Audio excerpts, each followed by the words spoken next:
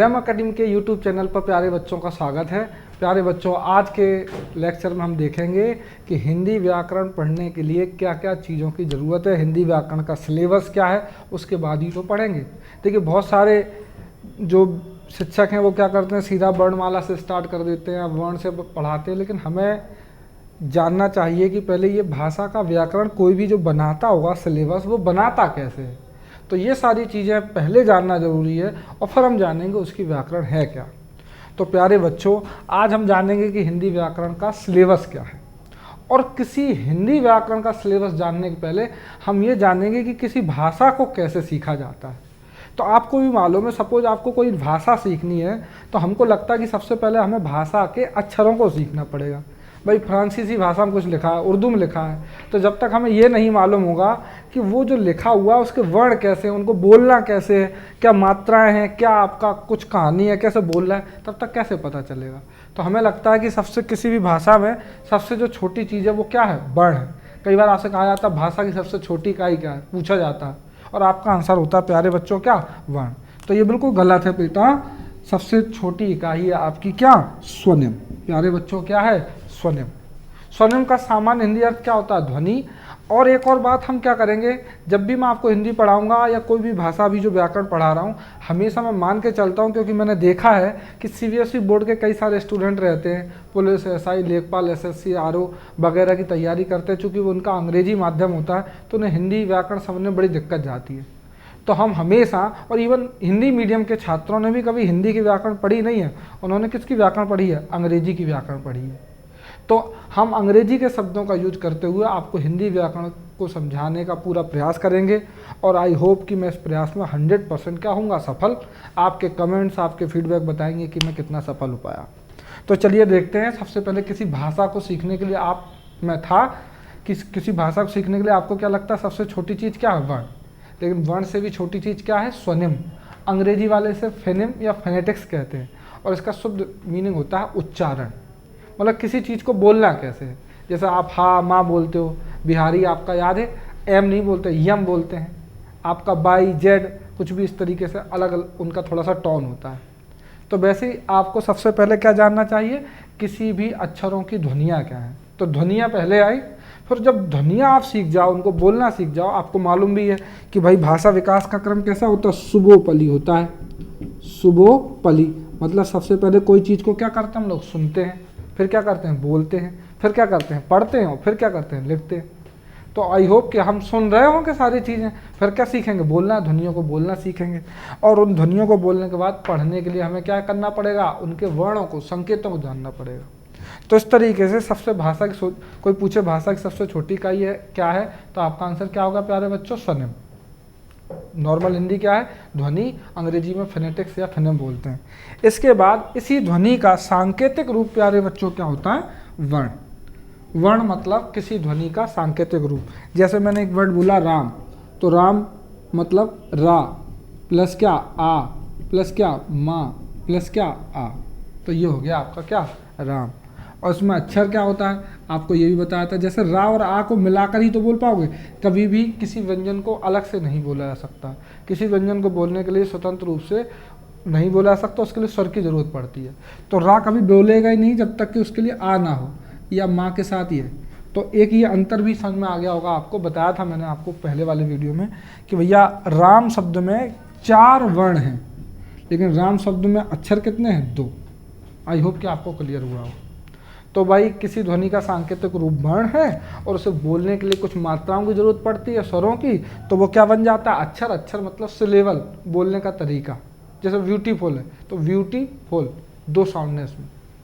फिर अक्षरों से मिलकर क्या बनता है, शब्द।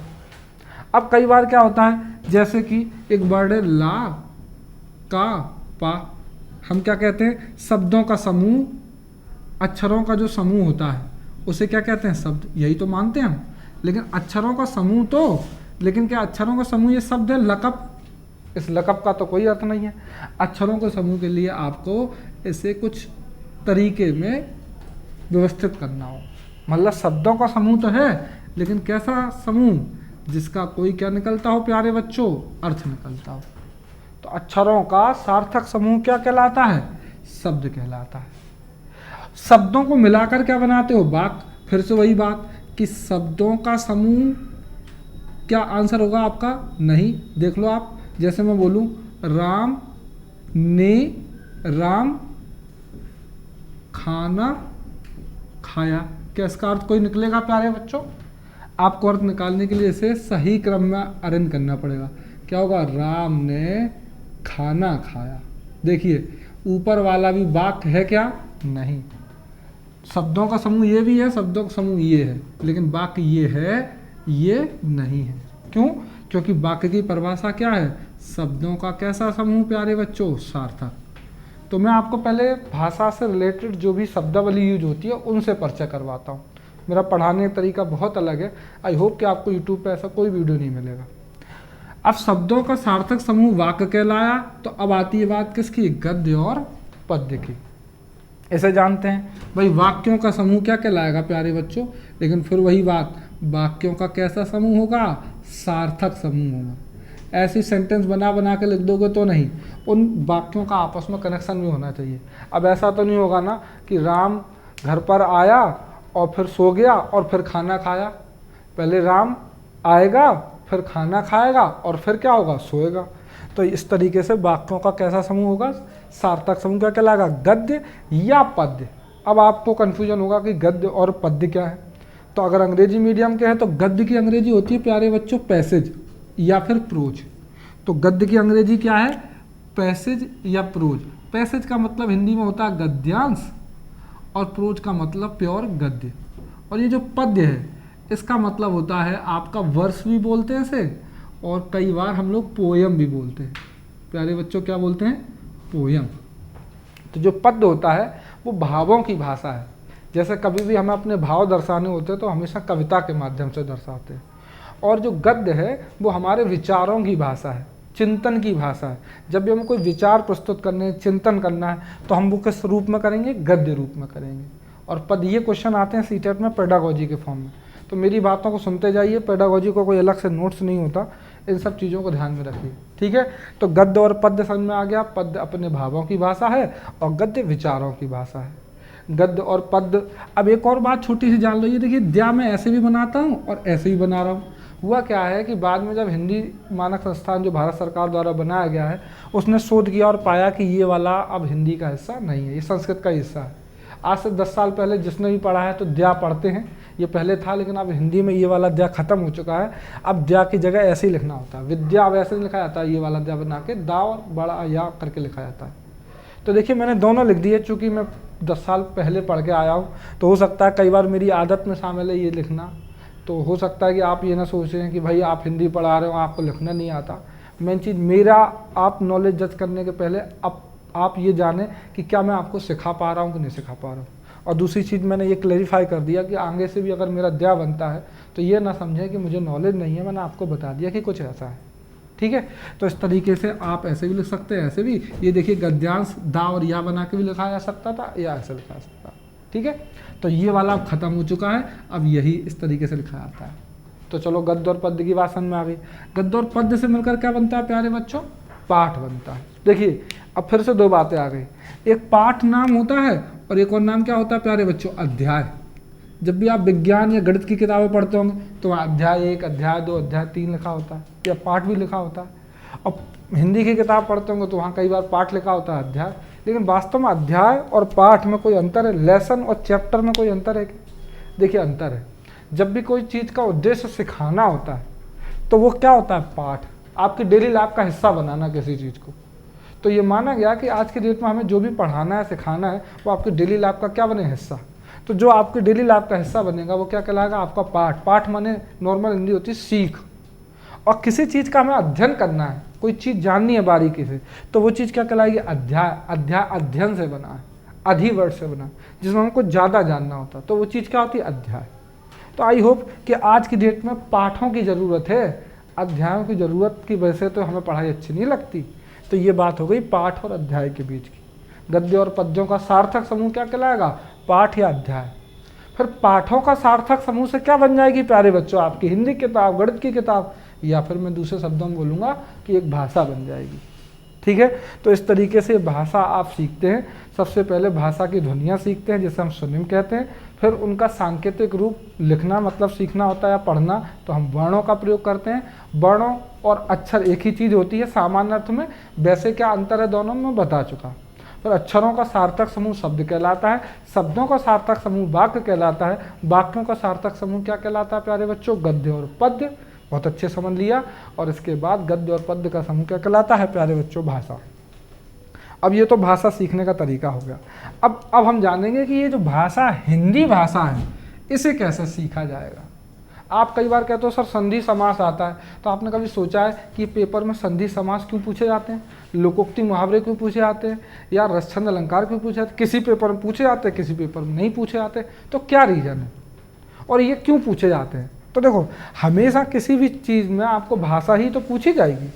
अब ये भाषा कैसे पूछी जाएगी, जैसे मैं यहाँ देखो, अगर आपको वर्णों को जानना है तो किसी भी भाषा की पहले क्या जाननी पड़ेगी, आपको वर्णमाला जाननी पड़ेगी। अगर आपको क्या जानना है, वर्णों को जानना, तो क्या जाननी पड़ेगी प्यारे बच्चों, वर्णमाला। तो सबसे पहला हम क्या पढ़ेंगे, वर्णमाला पढ़ लेंगे। फिर वर्णमाला जानने के बाद हमें किसको जानना होगा, अक्षरों को। तो अक्षरों को जानने के लिए हम क्या जान लेंगे, संधि। संधि के बाद हम क्या जानेंगे, उपसर्ग और प्रत्यय। ये सिलेबस भी एक तरीके से लिखा दे रहा हूँ, लेकिन सिलेबस एक अपनी स्टाइल में, ऐसा नहीं कि मैं ये पढ़ाऊँगा। ये पढ़ाऊँगा तो ये क्यों पढ़ना है, उपसर्ग प्रत्यय पढ़ना है, संधि पढ़ना, तो क्यों पढ़ना है, क्योंकि आपको किसकी ज़रूरत है, अक्षरों की। फिर अक्षरों के आगे क्या आता है, शब्द आता है प्यारे बच्चों, क्या आता है, शब्द। तो शब्दों के अंदर हम सबसे पहले जानेंगे शब्द भेद। शब्द भेद में बहुत सारी चीज़ें, जैसे संज्ञा, सर्वनाम, क्रिया, विशेषण, अव्यय क्या होता है। फिर दूसरी चीज़ तत्सम, तद्भव, देशज, विशेषज, आगत शब्द क्या होते हैं, रूढ़, यौगिक, योग रूढ़ क्या होते हैं, एकार्थी, अनेकार्थी, विलोम शब्द, पर्यायवाची, ये सब क्या होता है, ये सब शब्द भेद का हिस्सा है। फिर समास, दो शब्दों का मेल क्या कहलाता है, समास। और एक वर्ड लिखा हुआ वाक्य शुद्धि, नहीं लिखा राम घर जाती है होगा कि जाता है होगा। तो ये जो सारी चीज़ें हैं वो शब्द और वाक्य दोनों का हिस्सा है, इसलिए मैंने दोनों का एरो बना दिया। सेंटेंस करेक्शन अंग्रेजी में बहुत ज़्यादा पूछे जाते हैं, हिंदी में कम पूछे जाते हैं। तो इस तरीके से जब हम शब्दों को पढ़ेंगे, मतलब हम संज्ञा, सर्वनाम, क्रिया, विशेषण, अव्यय पढ़ेंगे, हम समास पढ़ेंगे, तो पहले समास पढ़ेंगे, फिर ये 5वें पे संज्ञा, सर्वनाम पढ़ेंगे, फिर सेंटेंस करेक्शन, तो दोनों का हिस्सा है तो पढ़ते ही रहेंगे। ठीक है। इसके बाद हम किस पर आ जाएंगे, वाक्यों को जानेंगे। वाक्यों को जानने के लिए हमें क्या पढ़ने पड़ेंगे, हमें पढ़ने पड़ेंगे सरल, संयुक्त और मिश्र वाक्य क्या होंगे, तो ये पढ़ेंगे। फिर हम बहुत इंपॉर्टेंट चीज़ है विराम चिन्ह बहुत ज़्यादा आते हैं, तो विराम चिन्ह पढ़ेंगे। और ये सिलेबस का हिस्सा नहीं होता, बहुत कम एग्जाम में आता है। किसी ऐसे एग्ज़ाम जहाँ सिर्फ हिंदी आनी है, जैसे TGT हिंदी का पेपर आप तैयारी कर रहा हूँ, तो वहाँ शब्द शक्ति आएगी। तो शब्द शक्ति का मतलब क्या हो जाएगा, आप ये कम आती है इसलिए मैंने यहाँ क्रॉस लगाया हुआ, लेकिन हम पढ़ेंगे शब्द शक्ति, अवधा, लक्षणा, व्यंजना, शब्द शक्ति, ये सारी चीज़ें। तो इस तरीके से ये होगा। ठीक है, सपोज ये कर दिए 8वें नंबर को। फिर इसके बाद अब रस छंद अलंकार पढ़ने। तो रस छंद अलंकार क्यों पढ़ने, रस छंद अलंकार होते हैं किसका हिस्सा, गद्य का नहीं, याद रखना है प्यारे बच्चों, ये हमेशा किसका हिस्सा होते हैं, पद्य का हिस्सा होते हैं। किसका हिस्सा होते हैं, पद्य का। तो पद्य पढ़ना है मतलब कविता को समझना। तो कविता को समझने के लिए हमें किन चीज़ों की ज़रूरत पड़ेगी समझने की, रस, छंद और अलंकार। तो मान लीजिए रस पढ़ लेंगे, छंद पढ़ लेंगे और क्या पढ़ लेंगे, अलंकार। अब हम सब कुछ पढ़ चुके, तो जब हम सब कुछ पढ़ चुके तो हम क्या पढ़ेंगे, पाठ। पाठों को समझने का मतलब है रचना जानना, हिंदी साहित्य। आप अभी 69 भर्ती हुई है, इसमें एक विवाद था, 3 क्वेश्चनों पर सभी को कॉमन अंक मिले। तो सबको कॉमन अंक किन पे मिले, हिंदी साहित्य के प्रश्नों पर मिले। अब हिंदी साहित्य के प्रश्नों पर कॉमन अंक मिलने का तरीका क्या है, क्या कहानी है, सारी चीज़ों को समझने के लिए हमें क्या करना पड़ेगा, तो वो एक अलग बात है। मतलब जिसमें जैसे क्वेश्चन आएंगे कि भाई इस रचना को किसने लिखा, सरस्वती पत्रिका के संपादक कौन थे, महावीर प्रसाद द्विवेदी का क्या योगदान रहा, या छावादी कवि बताइए कौन कौन से निम्नलिखित में से, ऐसे बहुत सारे प्रश्न। आदिकाल की कौन सी रचना है, रीतिकाल की कौन सी रचना है, बिहारी किससे रिलेटेड है, भक्तिकाल से रिलेटेड कवियों के नाम में से कौन नहीं है, सूरदास की रचनाएं कौन सी हैं बताइए, अष्टछाप के कवि कौन कौन से, बहुत सारे प्रश्न। तो ये सारे किस्म आते हैं हिंदी साहित्य में। अब प्यारे बच्चों देखो, ये है आपकी हिंदी की व्याकरण, जो आपको कठिन लगती है या जो आपको समझ नहीं आती है, वो है आपकी ये सैद्धांतिक हिंदी। लेकिन ध्यान रखना, ये सब क्यों पढ़ना जरूरी है, क्योंकि आपको ये जानना जरूरी है। अब इसका क्या मतलब है, जैसे कि देखिए, अगर आप वर्णों को जान रहे थे तो एक तरीके से आप क्या जान रहे थे, बर्तनी जान रहे थे। प्यारे बच्चों क्या जान रहे थे, बर्तनी। बर्तनी का मतलब क्या, जैसे देखिए आपको एक वर्ड सुना होगा श्रद्धा। अब कुछ लोग श्रद्धा ऐसे बोलेंगे और कुछ लोग श्रद्धा को ऐसे बोलेंगे, आधा धा बना देंगे, दा बाद में। अब आप ही बताइए, श्रद्धा बोलना है कि श्रद्धा बोलना है, ये आपकी इच्छा है। वैसे तो ये वाला सही होता है और ये वाला क्या होता है, गलत। तो ये सब जानना का मतलब क्या है, वर्ण और अक्षरों से ही तो जान पाएंगे। वर्ण और अक्षरों का नॉलेज नहीं होगा तो कैसे वर्त नहीं जान पाएंगे। क्वेश्चन भी आते हैं, षटकोण वाला सा कब आता है, सपेरे वाला सा कब, मीमांसा वर्ड है, अब सपेरे वाला आएगा सीटी वाला, कई बार कन्फ्यूजन हो जाता है। तो इस तरीके से वर्त नहीं जानना होगा, वर्ण और अक्षरों को जानना होगा। ठीक है, इसके बाद आएंगे शब्दों को जानना है। तो शब्दों को जानने के लिए व्यवहारिक हिंदी के अंतर्गत क्या क्या आता है, विलोम शब्द, पर्यायवाची, अनेक शब्दों के लिए अनेक शब्द। विलोम शब्द आपने देखे होंगे कई बार आते हैं, पर्यायवाची आते हैं, तो ये सब किसका हिस्सा होते हैं, व्यवहारिक हिंदी। अनेक शब्दों के लिए एक शब्द का मतलब है, जैसे क्वेश्चन आता है कि जो पहले जन्मता वो क्या कहलाता, अग्रज, और जो बाद में जन्मता वो क्या कहलाता, अनुज। जो भगवान विश्वास करता वो क्या कहलाता, आस्तिक। जो भगवान विश्वास नहीं करता वो क्या कहलाता, नास्तिक। जो दूसरों के उपकार को मानता है वो कृतज्ञ, जो नहीं मानता कृतज्ञ। ऐसे बहुत सारी चीज़ें, तो ये सब क्या है, बहुत ज़्यादा एग्जाम में भी आता है। शब्दों को समझ लेंगे, अगर शब्दों को जानते होंगे ये सब बनेगा। इसके बाद किसकी बारी आ गई, वाक्यों की। वाक्यों की अगर समझ रखते होगे आप, अच्छा बनाते होगे, तो आपको मुहावरे लोकोक्ति का बड़ा प्रयोग आता होगा। पुराने बूढ़े लोगों को देखना, वो लोग मुहावरे लोकोक्ति का ज़्यादा अपनी भाषा में यूज करते हैं, और मुहावरे लोकोक्ति आपकी भाषा को क्या बनाते हैं, प्रभावी। एक बात बोल दी, नाच ना जाने आंगन टेढ़ा। छोटे में तो समझ में नहीं आता था कि यार नाच ना जाने आंगन टेढ़ा क्या मतलब है, लेकिन आई होप कि अब कम से कम समझ में आने लग गया होगा कि भाई नाच ना जाने आंगन टेढ़ा का मतलब कोई काम करना तो आता नहीं, और कह नाच तो आता नहीं, नाचना तो आता नहीं है, और कह रहे हैं कि आंगन टेढ़ा है इसलिए मैं नहीं नाच पा रही हूँ। तो ये है मतलब बहाना बनाना। तो ऐसे ये लोकोक्ति हो गई। ऐसे कई बार हम मुहावरे यूज करते थे, साँच को आँच की ज़रूरत नहीं, या प्रत्यक्ष किम प्रमाणम। तो ये सब क्या है, मुहावरे हैं। तो आई होप कि ये वाक्य का हिस्सा हो गया। फिर इसके बाद किस पर आते हैं प्यारे बच्चों हम लोग, गद्य और पद्य। तो गद्य और पद्य याद रखना। अगर आप सीटेट का, बहुत सारे बच्चे क्या करते हैं, बोले सर सीटेट की हिंदी पढ़ाइए, सीटेट की हिंदी पढ़ाइए। तो सीटेट की हिंदी पढ़ाने के लिए ये सब पढ़ना ज़रूरी नहीं है। हाँ, ये समझ तो होना चाहिए, लेकिन अगर आपको संधि नहीं आती, समास नहीं आते, प्रत्यय नहीं आते, स्वर नहीं आते, रस नहीं आता, छंद नहीं आता, कुछ नहीं होने वाला आपका। 2 या 3 क्वेश्चन आते हैं और वो भी बन ही जाते हैं। तो याद रखना, सीटेट का मतलब होता है ये 100% कंप्रीहेंशन आता है। कंप्रीहेंशन का मतलब होता है पाठ का बोध होना। मतलब कोई चीज़ पढ़ी, अखबार पढ़ा अंग्रेजी वाला, आप अगर हिंदी मीडियम के तो अंग्रेजी का अखबार पढ़ते हो तो थोड़ा बहुत अगर अंग्रेजी आती है तो एग्जैक्ट सब वर्डों का अर्थ मालूम हो या सब सेंटेंस समझ में आए ऐसा ज़रूरी नहीं है, लेकिन कम से कम कुछ तो पता चलता है कि यार इस हेडिंग का मतलब ये होगा। कई बार हम चित्र से प्रेडिक्ट करने की कोशिश करते हैं, जो अखबार में पिक्चर बनी होती है। कई बार तो लोग मजाक मजाक में अंग्रेजी का अखबार ले आते हैं और देख रहे होते हैं और चित्रों के आधार पर बोल रहे होते हैं, आज ये निकला, आज वो निकला। सामने वाले लगता है यार कितना इंटेलिजेंट लड़का है, अंग्रेजी का अखबार पढ़ रहा, बता भी रहा है क्या लिखा है क्या नहीं लिखा है, लेकिन वो कर क्या रहा होता है, चित्रों के माध्यम से देख कर बता रहा होता है कि ये हुआ वो हुआ। तो यही सब क्या है, कंप्रीहेंशन। तो सीटेट मानता है कि अगर आपने संधि, समास, प्रत्यय, उपसर्ग सब पढ़ लिए होंगे तो 100% आपको वो जो पैसेज है पढ़ने के बाद समझ में भी आ रहा होगा। तो सीटेट वाले समझ पर जोर देते हैं, इसलिए मैं आपसे बार बार कह रहा हूँ कि सीटेट का कोई सिलेबस नहीं है। हाँ, लेकिन पुलिस की तैयारी कर रहे हैं, लेखपाल की तैयारी कर रहे हैं, तो ये सब भी ज़रूरी है। और आप देखेंगे इतने मज़ेदार तरीके से आपको समझ में आएगा कि आपको विश्वास नहीं होगा कि हाँ ऐसे भी पढ़ाया जाता है क्या कोई विषय इतना भी सरल हो सकता है क्या। तो ये सब भी देखेंगे। तो ये बात हो गई कंप्रीहेंशन। 15 क्वेश्चन आते हैं कहाँ, सीटेट में, ये बस। अब आती है बारी ये कहानी, उपन्यास, नाटक, एकांकी, निबंध, आत्मकथा, जीवनी क्या है। तो देखो मैं छोटा सा बता देता हूँ, फिर आगे डिस्कस करेंगे। पेडागॉजी में इसके क्वेश्चन आते हैं, जैसे आपको मालूम क्वेश्चन कैसे आएंगे, कहानी क्या करती है, इससे क्या फ़ायदा होता है, कविता से क्या फ़ायदा होता है। तो आपको थोड़ा बहुत जानकारी है तो कहानी का उद्देश्य छोटा होता है और उपन्यास का उद्देश्य बड़ा होता है। कहानी का बड़ा रूप ही क्या कहलाता है, उपन्यास। एकांकी का एक उद्देश्य होता है, उद्देश्य परक होती है। नाटक का भी उद्देश्य होता है, लेकिन उसमें कई सारे उद्देश्य शामिल होते हैं। जैसे महाभारत एक बड़ा सा नाटक है, उसका कोई एक छोटी सी आप कोई कहानी या मंचन ले लोगे तो एकांकी है। ये बात हो गई। निबंध मतलब कोई विचारिक प्रक्रिया है, आपको कुछ लिखना है, जैसे आप अखबार पढ़ते होंगे तो उस पर जो संपादकीय होती है वो एक तरीके से क्या होता है, निबंध। आत्मकथा और जीवनी, इसमें बहुत ज़्यादा कन्फ्यूजन होता होगा। आत्मकथा, जीवनी एक ही ऐसी चीज़ें लगती हैं। आत्मकथा, आत्म मतलब होता है स्वयं। तो जब कोई स्वयं से आप लिखते हो अपने बारे में, जब अपने बारे में लिखते हो तो वो क्या कहलाती है, आत्मकथा। बहुत सारे जो फेमस विद्वान लोग होते हैं वो अपने अपनी क्या लिखते हैं, आत्मकथा। जैसा भी अमिताभ बच्चन लिखी, सचिन ने लिखी, वीरेंद्र सहवाग ने लिखी। तो ये सब क्या है, आत्मकथा। और जब किसी दूसरे के बारे में कोई दूसरा राइटर लिखे तो वो क्या कहलाती है? जीवनी कहलाती है। जैसे भाई महात्मा गांधी के बारे में तुम लिखने लग जाओ तो वो क्या कहलाएगी? जीवनी कहलाएगी। ऐसे यात्रा वृत्तांत, रिपोर्टाज, बहुत सारे अंक होते हैं, एक एक करके धीमे धीमे सारी चीज़ें समझेंगे। तो ये बात हो गई इसमें आपकी रचना या हिंदी साहित्य के व्यवहारिक हिंदी। अब मैं जो आपको बताने जा रहा हूँ वही मेन बात ये है कि देखिए सीटेट की जो हिंदी होती है वो एक तरीके से व्यवहारिक हिंदी होती है। वो आपसे विलोम शब्द पूछेगा, पर्यायवाची पूछेगा और कंप्रिहेंशन पूछेगा, बस बहुत है, इतना ही पूछता है बस।